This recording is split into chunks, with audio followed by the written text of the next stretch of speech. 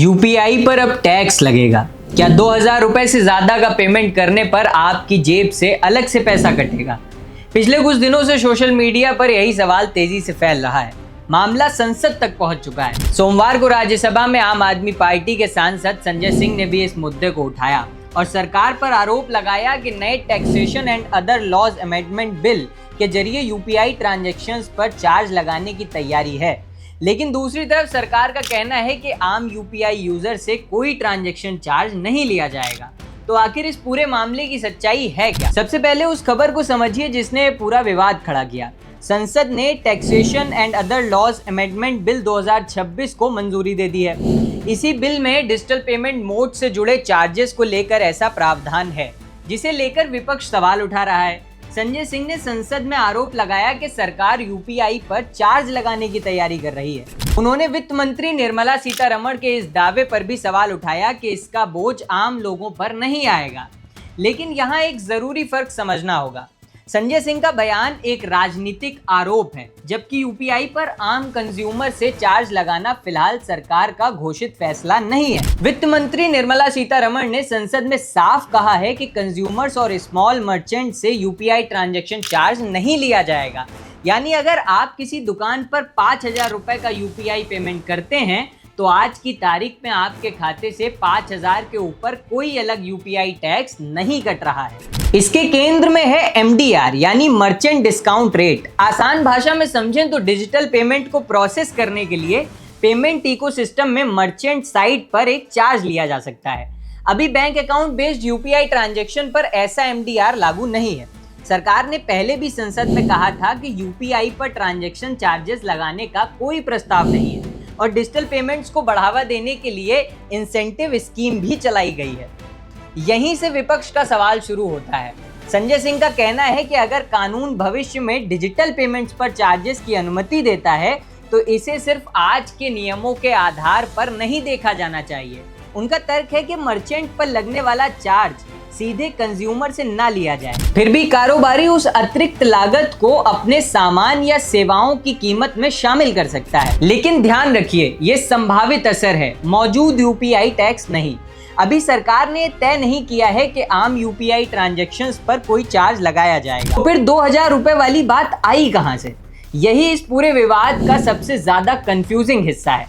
Social media पर दावा किया जा रहा है कि 2000 रुपए से ज्यादा यूपीआई पेमेंट पर टैक्स लगेगा, लेकिन इसे इस तरह कहना सही नहीं है।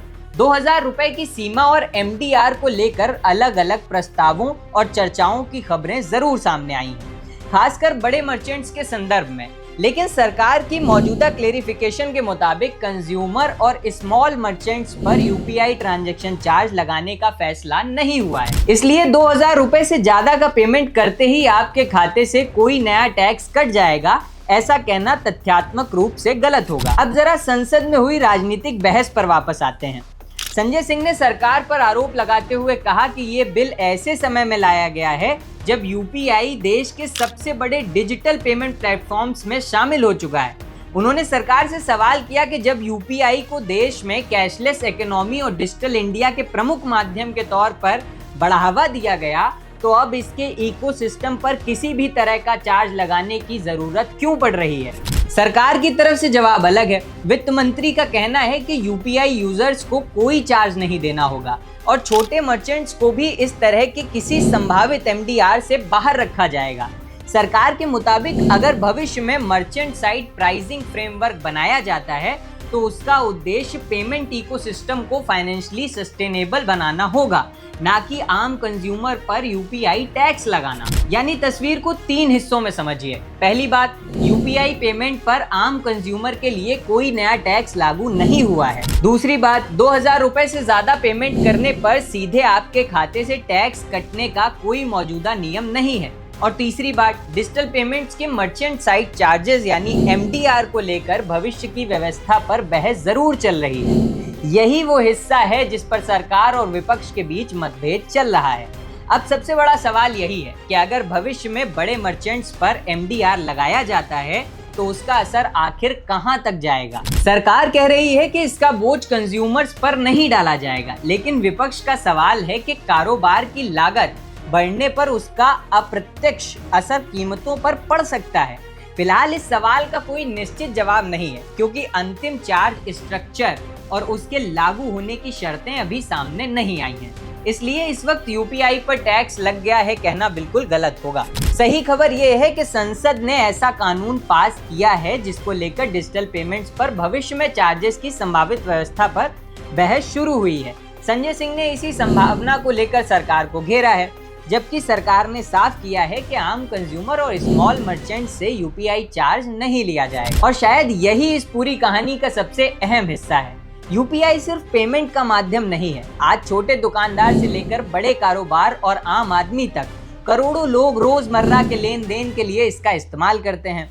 इसलिए सवाल सिर्फ ये नहीं है कि आज यूपीआई पर कितना चार्ज है, सवाल ये भी है कि कल इसकी व्यवस्था किस दिशा में जाएगी, कौन भुगतान करेगा और उसका असर आखिरकार किस पर पड़ेगा। फिलहाल आम यूपीआई यूजर के लिए राहत की बात यही है कि यूपीआई पेमेंट पर कोई नया कंज्यूमर टैक्स लागू नहीं हुआ है, लेकिन एमडीआर की संभावित व्यवस्था को लेकर बहस अभी खत्म नहीं हुई है। अब देखना होगा कि सरकार आगे इसका फ्रेमवर्क किस तरह तैयार करती है और क्या यूपीआई की मौजूदा फ्री फॉर यूजर्स व्यवस्था भविष्य में भी इसी तरह कायम रहती है। आप इस पूरे मामले को किस तरह देखते हैं, अपनी राय हमें कमेंट बॉक्स में जरूर बताएं। वीडियो पसंद आया हो तो लाइक और शेयर करें और ऐसी ही तथ्य आधारित खबरों और विश्लेषण के लिए चैनल को सब्सक्राइब जरूर करें।